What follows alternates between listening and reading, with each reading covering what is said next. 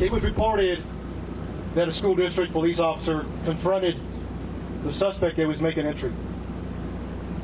Not accurate. He walked in unobstructed. 11:40.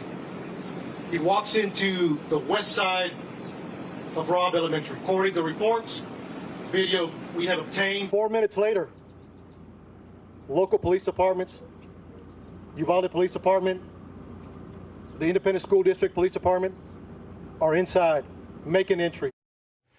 Texas law enforcement contradicting information we learned a day earlier about the horrific school shooting that claimed the lives of 19 school children and 2 teachers.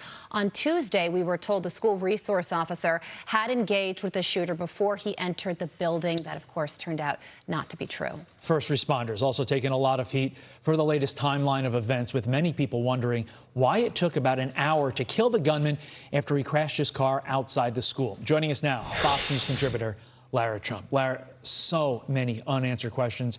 As a mom, what questions do you want answered? Well, and Todd, that's the only way I think so many people can approach this, is you have to look at this as a parent. And, you know, I have 2 kids who I send to school every day, and I assume that they're going to be safe. I assume that when they're not in my care, that every single measure will be taken to ensure their safety and allow them to focus on what every child should at school, which is learning.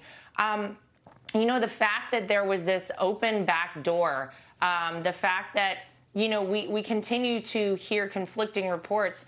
Obviously, we have to wait for everything to come out. Obviously, there's a lot to download here, and there's, I assume, a whole group of people who will really study this incident, as we should, because, you know, it's really upsetting to think that had it not been perhaps for an open and unlocked back door at a school, 21 people in Uvalde, Texas would still be alive right now. 19 children would not have lost their lives.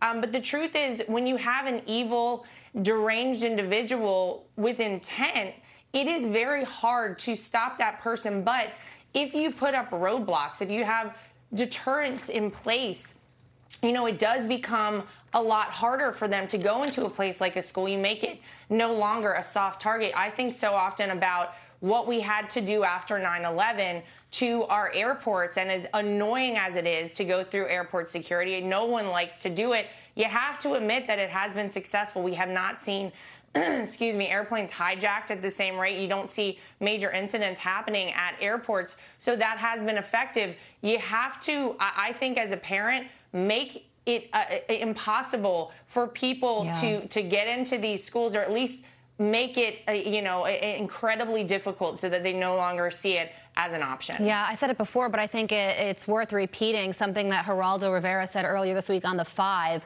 that schools need to be protected like banks right now, because children are more valuable than money. And we're now learning that the shooter's mom said that he could be aggressive if he got really mad. We're also learning that he threatened his peers, he stalked girls online, and apparently he also abused animals and was a dropout. He wasn't going to school. So to me, this also sounds like a huge failing within this family, who should have known that something was up with this kid. You're right, Carlene. You often hear after the fact similar reports whenever you have situations like this. Oh, this person kept to themselves. They had this strange behavior, hurting animals, those sorts of things. And, you know, these are red flags, but there is a failure, I think, whenever you have family members who do not address that, who do not try to get an individual help like that. And I get that it's hard. It's your child, it's your grandchild, it's whatever it is, a family member or a friend.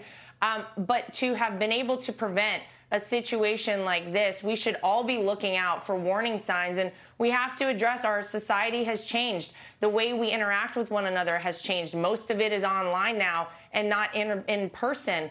And that has changed the way we operate in a big way. And so we should be on guard for this. We should be looking out for this.